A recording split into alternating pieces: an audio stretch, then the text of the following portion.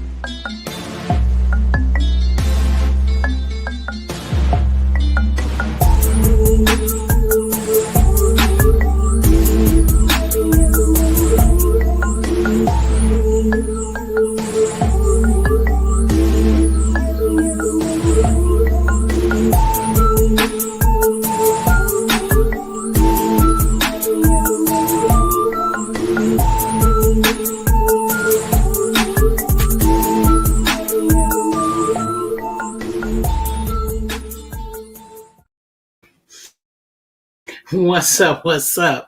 We are back yet again. Hey, happy Friday's Eve. It's Thursday evening. This is Friday's Eve.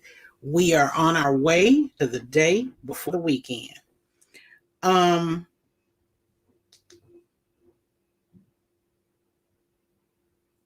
First thing I want to say, because I was trying to check out some of the updates on today's proceedings, and one of the things that I saw that irked me worse than anything you could imagine, and that is the misspelling of lose, loss, and lost. Lose is a verb. It is an action, LOSE. If you take a loss, it is an adjective, I believe. That's LOSS. And then lost describes action, if you will. It could also describe a place or a thing, maybe. It's lost. LOST. One thing I hate worse than anything on the YouTube streets is seeing somebody in the chat talk shit and they can't spell. You need to be misspelling your profanity. Unfortunately, you're misspelling words that are very necessary in your daily vocabulary. So there you go.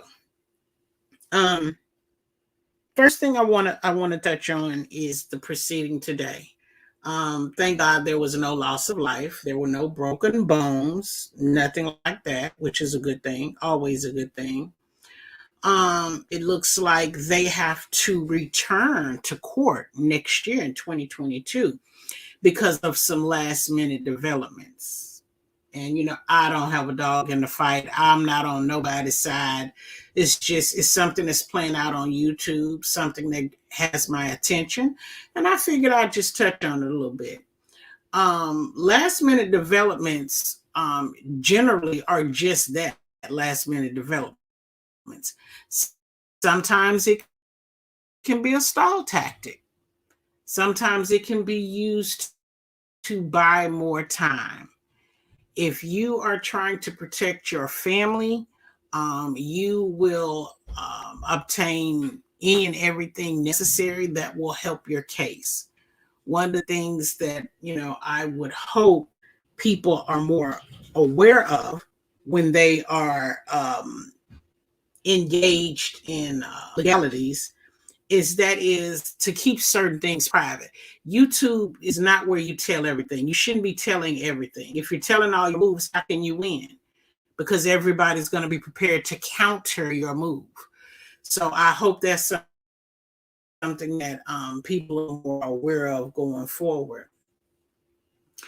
Also, like we said, maybe last week, and that is hang on. It seems like I'm having some kind of technical difficulty. I don't know why. So let me just change real quick. so that I no longer have technical difficulties. We're just coming back from solitary confinement, so I can only imagine uh, the stuff going on that main channel. Um, Hang on, I'm almost there. Maybe it's my Wi-Fi. Not sure. So let's see what's going on now. Okay. So it seems like quite a few people showed up. It seems like people had support. They had supporters there to support them in court. Others, I think, were there just to, bring commentary back to the YouTube streets. Shout out to the YouTube paparazzi. um, I will say this: if you're going to be entwined in legalities, please make sure you got all your I's dotted and your T's crossed. Because, like I said, maybe about a week ago or over this most recent weekend, I've mentioned how sometimes you can uh, plan to take someone to court and not be aware that you have implicated yourself somehow in the evidence that you're submitting. So it sounded like maybe there were some issues with videos and they were not in their entirety. They were chopped and screwed, which, that's something we should know. I mean, I ain't never been to jail, but hell, I got sense enough to know you can't send chopped and screwed stuff. That's not acceptable. Send the whole thing so they can see the context in which it was taken. I think you also should be aware that when you are involved in legalities, that if you are not very careful, you will implicate yourself. If you've said something or done something that's inappropriate and you want to move forward with legalities, you have to understand that you take a chance on the rock coming back, ricocheting back and hitting you. So something that I think, everybody should be aware of. And, hopefully everybody will have what they need for 2022. Hopefully come 2022, there will not be any last minute developments. And if they are, that's something that can be played in the courtroom right then, right there on the projector. Otherwise, it's a damn sure ricochet coming. So you better be on your toes, be on your P's and Q's. Something else I wanted to touch on briefly. It's been kind of bothering me a little bit. Hey, Ruthie, my love, I'm good tonight. Just got off from work. Um, about to go outside and have a few puffs. How are you, babe? I'm in my 30s and so far. I haven't gotten into criminal record. Some of you like my so-called I know, and your so-called family members will give you the blues, honey, but they the ones that's got the criminal records behind them, right? And I don't want to be judgmental or condescending of people with criminal records, because some criminal records can be very minor situations, things that we've gotten into as kids, stuff that's just kind of going to follow us the rest of our life. However, I am currently doing research on a man who got 110 years in prison because the brakes went out on his truck. That's for another video. We're going to talk about it a little later. And we're going to talk about what is acceptable. I mean, if you brake go out on your vehicle and you run into some people, accident or not, is it bringing 110 years in prison? Like, they're not even giving the people, in my Teresa voice, they're not giving the Pedialyte people 110 years. Those people actually deserve death. So, that's something that we're going to get into a little bit later on. Yes. He was driving his 18-wheeler, his work truck. Yeah. So we're going to get into that maybe tomorrow, I think. But something that was really bothering me I heard today, well, I've heard a little bit over the last couple of days, was child violation information. I've heard a YouTuber make allegations that another YouTuber was their child molester, molested them as a child. And that was a little disturbing to me. As a person that's not in the beef sector, you tend to want people to work out their grievances, work out any misunderstandings, and be able to move forward peacefully. But that isn't always the case. And what we find out more than not is that they're not interested in working it out. And sometimes they're very egregious with sharing that they're not interested. Um, what I would like to say is I don't know if the allegations are true, and it's not for me to decide or judge, be judgmental about. But again, it's playing out in the public, it's playing out on YouTube. So many people will have something to say about it.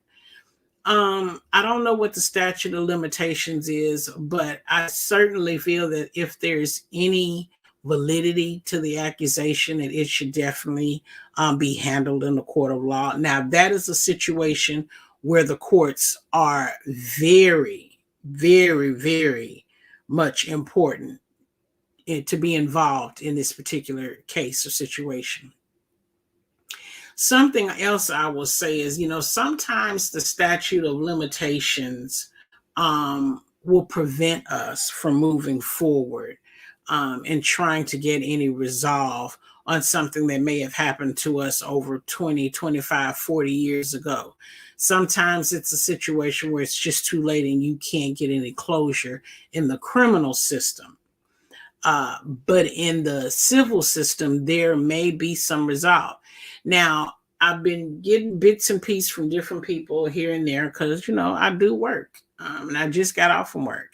And no matter how I try, sometimes I try to listen and get up to date on some things. I just can't do it because the phones are constantly ringing. But I will say this. I've heard over the years in different sectors of YouTube to where anybody that works for the government, the city, the county, governmental agencies, any job working with children makes that person a mandated reporter. And I do believe and I have faith that mandated reporters, if they hear anything about child violations or know anything or have made aware of anything, that they are doing their due diligence and reporting the situation.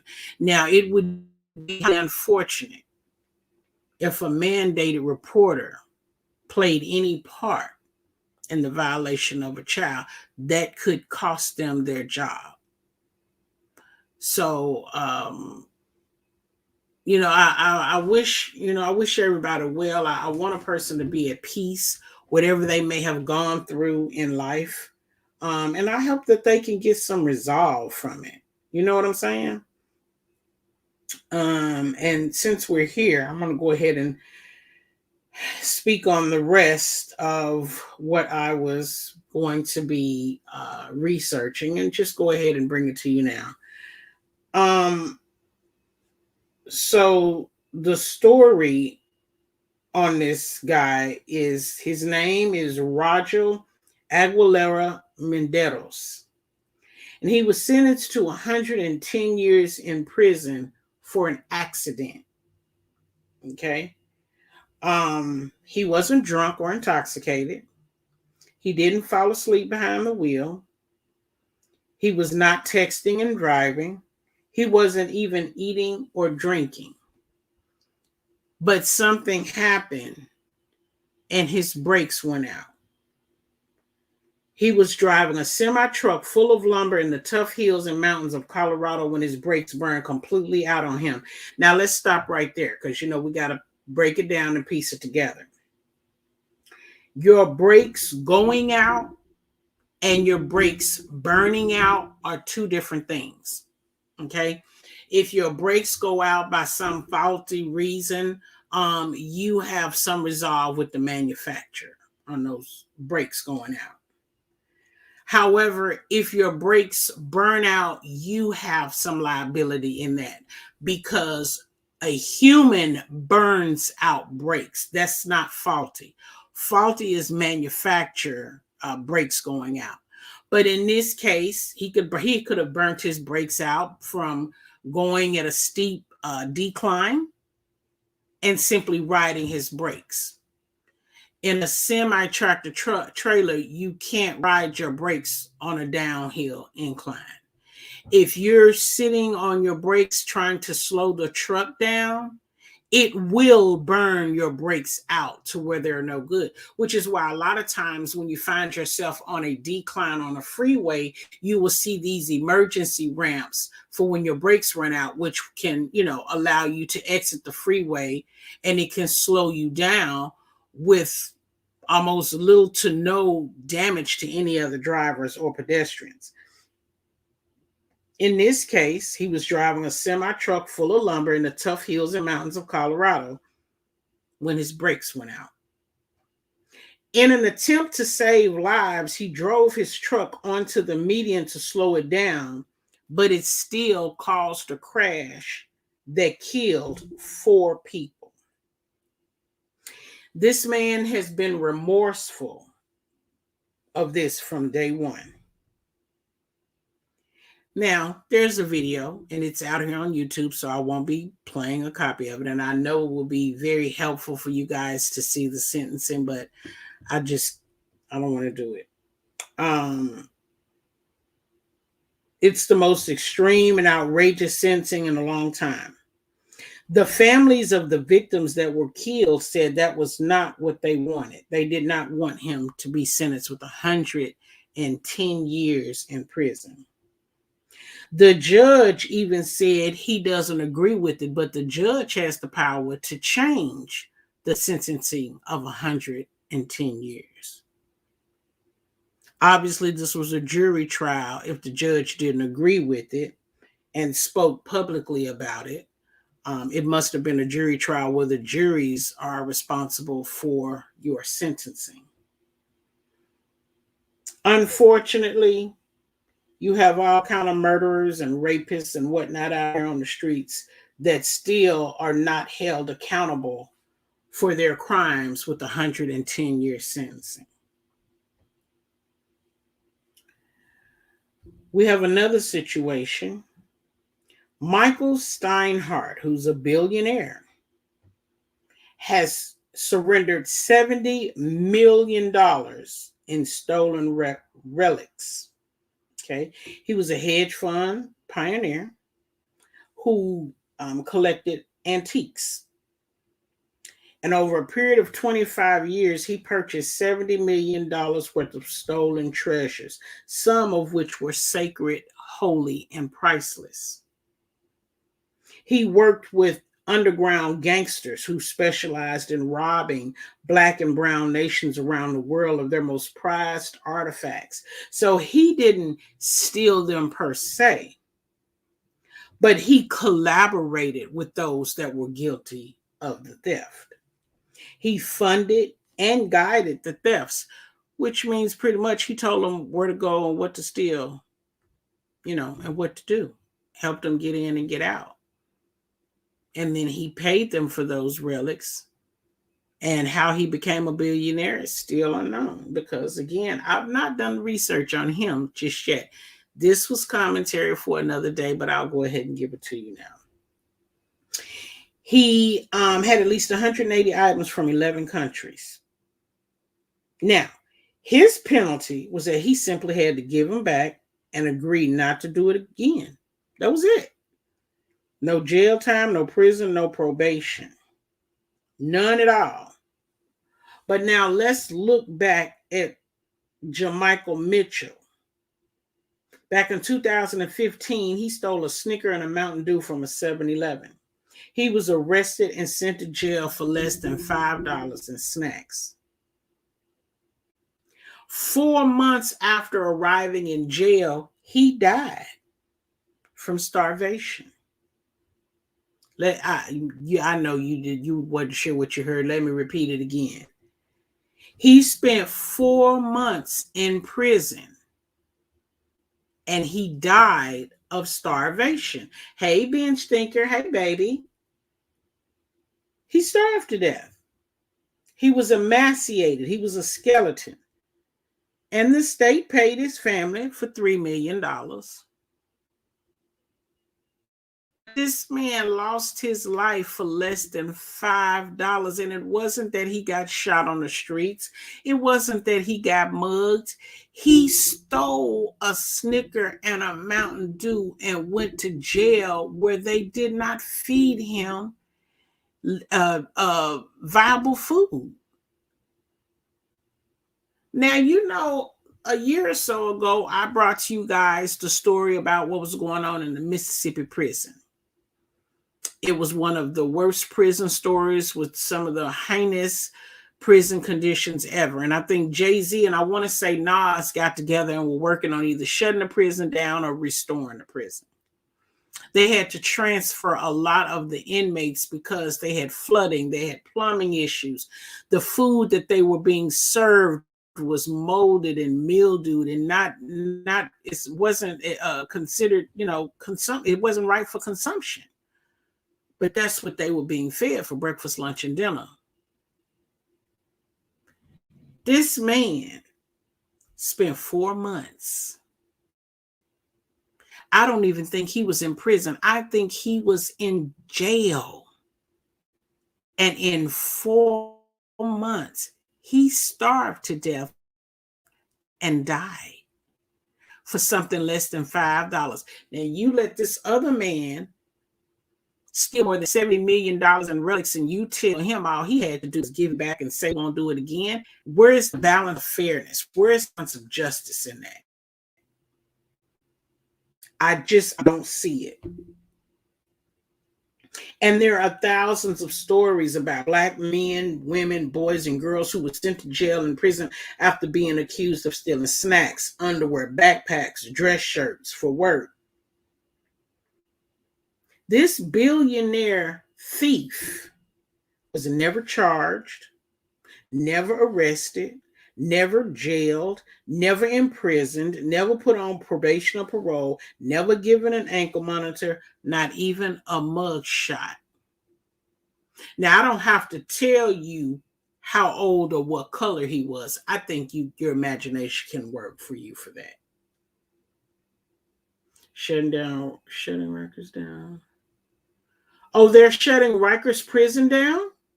Oh, girl, we got to look at that. Hang on. Let me pull that up. Wait, what?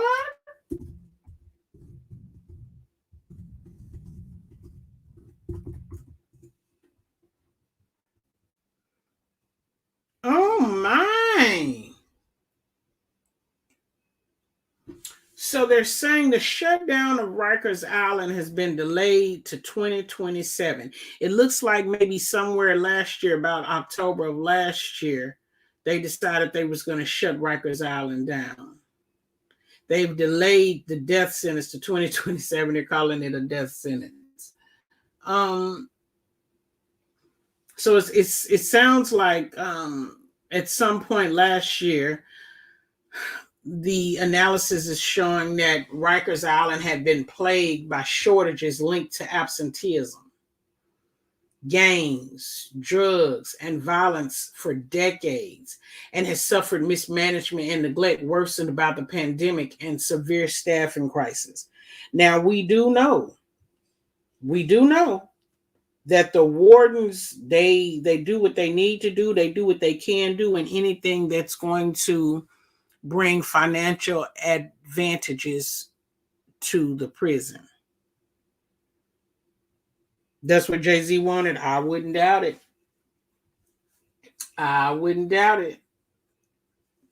Now, Mayor Bill de Blasio had told reporters back then,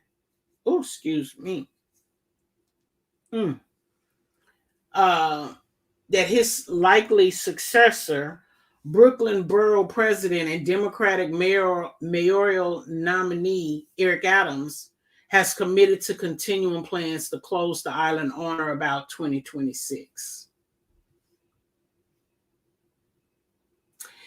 They're actually showing that there are a couple of correctional facilities within New York State that will be closing March 10th of 2022.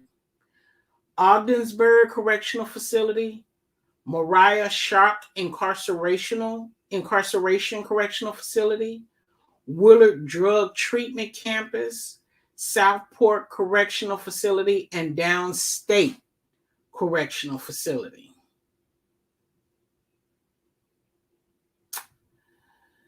Yeah, that's pretty bad. And the funny thing about, well, it's not even funny. The weird thing about it is how they're going to start closing prisons, but they in 2021 have set the world up to increase the prison population with EIDL loans, PPP loans, and a number of other money grabs out here that they opened and gave to eligible and ineligible individuals. So a lot of these prisons are probably necessary to house the people who have a one-way ticket to go there. But it makes you think, if you're going to close the state prisons, that means that your people that took those loans and were not eligible, they must be going to the federal penitentiary then and not the state prison. I mean, it's just a question that I'm asking. I don't know. But yeah, that's interesting. Good looking out, Benj. That's very interesting. I am back. I am out of jail. I'm out of solitary confinement. I did a short video this morning. There were a lot of technical difficulties. I guess the nanobots are still checking the channel. Not really sure. But we're going to be over here for a little while. I will have an upload for the members. I work this Saturday, but I'll be working on it from now until the weekend. So I will upload that and email the links out to everybody. But yeah, I would say whenever you're going to involve yourself in any type of legal situation that takes you into the court, you have to be prepared. You have to take all of your evidence or send all of your evidence. You have to have all of your ducks in a row, dates, times, pictures, snapshots, videos. You need all you need to win your case. But what's more important is you need to make sure that in all of the evidence that you submit, you are not found guilty somewhere in those videos or in those pictures or those snapshots. You know Keith Broward's story? No, I don't. Keith Broward, I'm sorry, I forgot to Google him. I looked up why is Rikers Island being closed. Keith Broward. Okay, let's see.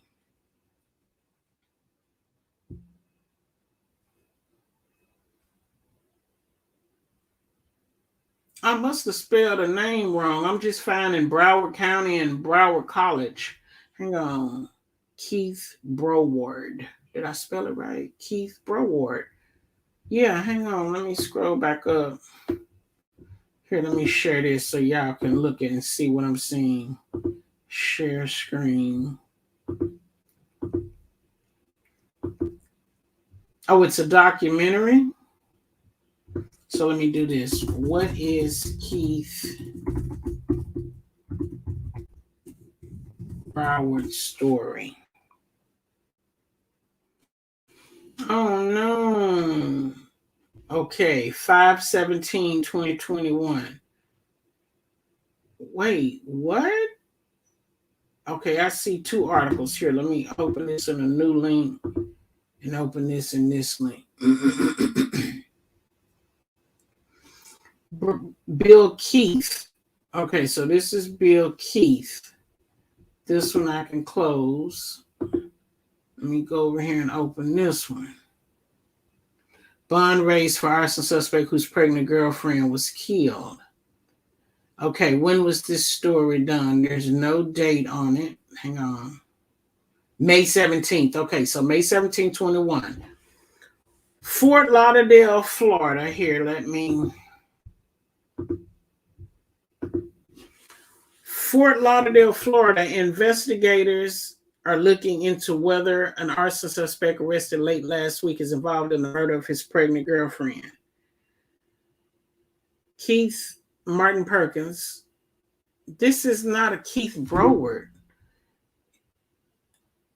This man's name is Keith Martin Perkins, so it must not. I can't find anything on the Keith Broward binge.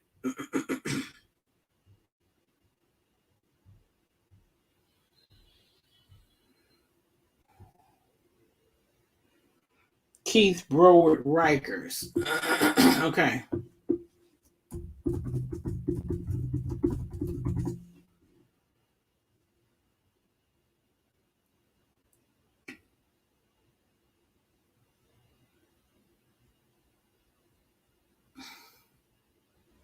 It must be heavy duty. They look like they done scrubbed him from the internet. It's nothing. They give me everybody but Keith. Let me go to news. Khalif Broder, suicide brought changes to Rikers. Now it has led to a $3 million settlement. That's the guy I just talked about. They must have scrubbed him. Oh, you spelling it wrong. See, I was going to say, girl, honey, they done scrubbed what you talking about. Browdr. I think I just got through talking about him. Let me go back.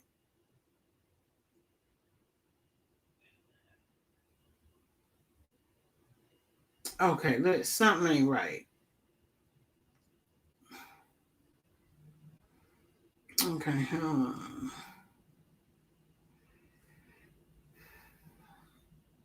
Okay, I ain't got no choice but to go to Wikipedia because ain't nothing else out here. Let's see what it says. Oh, child, I don't want to see none of that. Can I not just see the article? Jesus Christ.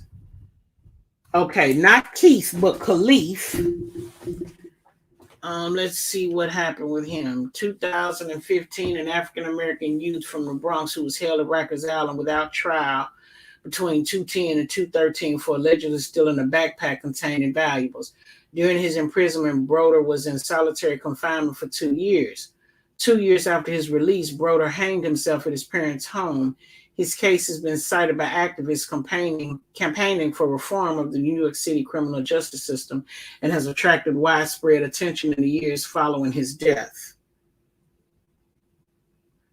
17, Jay-Z produced a television documentary called The Khalif Browder Story. In 19, New York City settled a civil lawsuit for $3.3 million. He sounded a lot like the guy I just got through talking about. At birth, he was placed into the care of Child Protective Services due to his mother's drug addiction. He was the youngest of 7 siblings and one of 5 who was placed for adoption.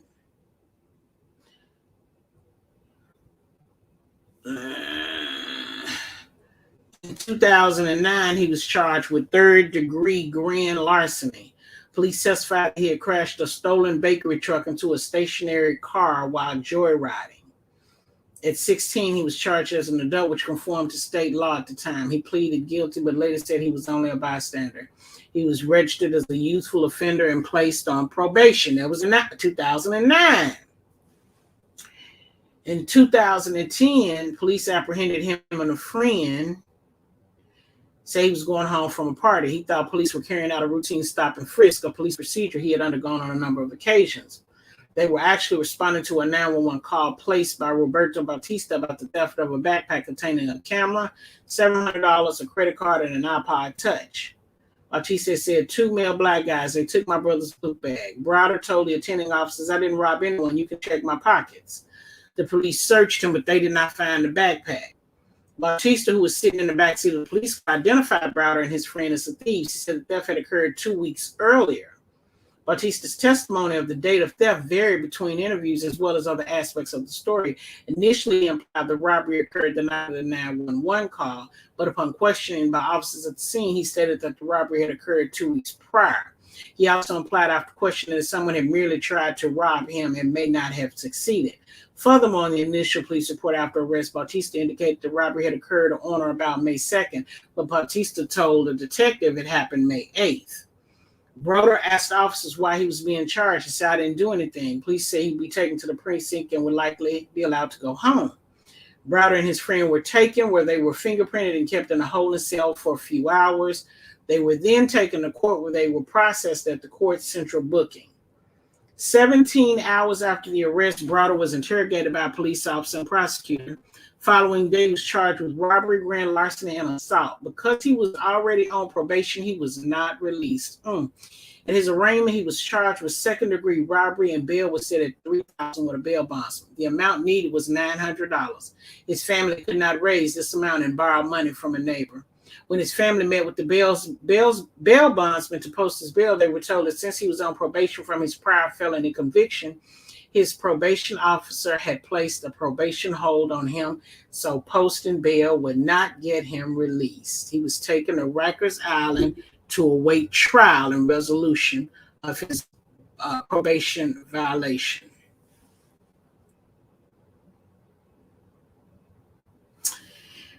Wow, on one occasion while he was in prison, he and other inmates were lined up against the wall. Correction officers wanted to find the instigator of a fight. Browder and the inmates were punched one by one. Their noses were leaking, their faces were bloody, their eyes were swollen. The guards threatened the inmates with solitary confinement if they reported their injuries. On October 20th, a gang member spat in his face. Browder later in the day punched the gang leader and was set upon by 15 gang members. He was arrested and assaulted by guards, or he was in handcuffs being assaulted by guards. After a fight with an inmate, he was put in solitary confinement for 2 weeks. He later said of the other inmate, he was throwing shoes at people. I told him to stop. I actually took his sneaker and I threw it, and he got mad. He swung on me and we started fighting. Browder near 2 years in solitary confinement. Who spends 2 years in confinement? Mostly after fights with inmates. Browder later said that while in solitary confinement, correction officers beat him when he was showering. Verbal confrontation with the guard would escalate into a physical altercation. During his time in solitary confinement, he was allowed to participate in activities such as reading. He also studied for GED exam. So it's sad to hear about his story, but, and I hope I don't offend anybody, we have to acknowledge the fact that he obviously had an issue with authority. He did not realize the seriousness of his consequences, and he didn't learn anything. So while he may not have done anything while he was free, he was definitely a hellraiser while he was locked up. And that's unfortunate, because we don't, as being a Black person, we don't stand a chance in when we're free or locked up. It's just not a fair deal. I'm spelling wrong. I'm spelling totally wrong. Netflix. Yeah, I don't have Netflix, binge. I don't have Netflix, babe. Yeah, and it's so many other stories out there similar to this one. You know, this man was incarcerated and they had no proof whatsoever that he stole a backpack. He didn't have $700. He didn't have the backpack. He didn't have a computer, a camera, or an iPad. He didn't. So his what do you call it when they take the lawyer from the court system, his attorney didn't help him. His defense attorney didn't do anything for him, and it's probably because they had no intention on doing anything for him. Why? Because he was on probation. And see, back when I was growing up, if you were put on probation, if you had got in trouble with the law, your folks didn't let you go out to parties. If it wasn't no family function where your parents was there, they didn't let you go out hanging out with your friends. Why? Because you couldn't afford to get in trouble anymore. You couldn't be in the wrong place. It couldn't be the wrong time. They already knew it wasn't going to work. In this case, wrong place, wrong time. And the guy sounded like he lied on him. But he's dead now.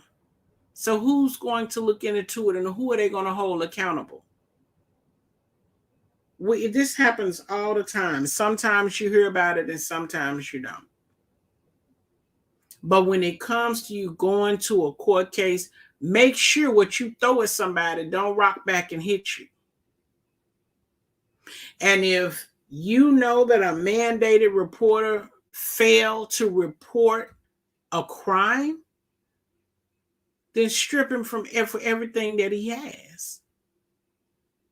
Because those are very important jobs, very important titles.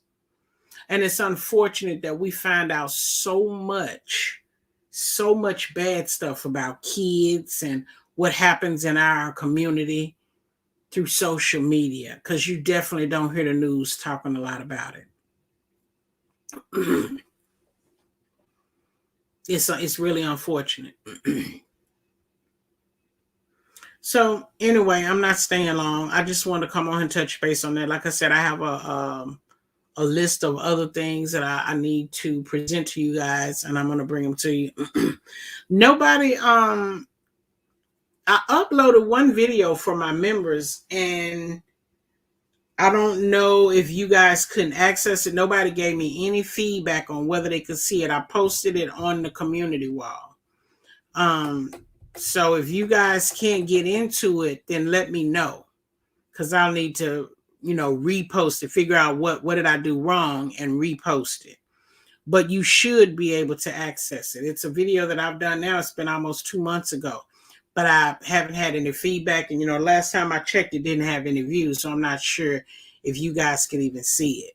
So, and I think you'll find it interesting, and it may keep your attention for a little while. There's some stuff I haven't talked about openly before.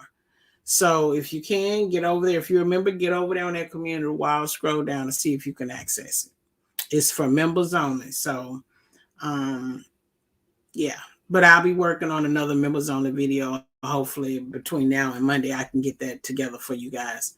So thank you guys for coming. I appreciate you. Please thumbs up the video on your way out. Shout out to all my bosses, to my cave dwellers, my street runners, my supporters, and my subscribers. Y'all are a blast. I'm thankful for you. Shout out to my new members on this channel here. I've gotten close to 30 new members, and I appreciate you. Shout out for those who don't enjoy their time here for leaving. Thank you for leaving. I appreciate that. And you guys be blessed. Have a good evening, and I'll see you guys later.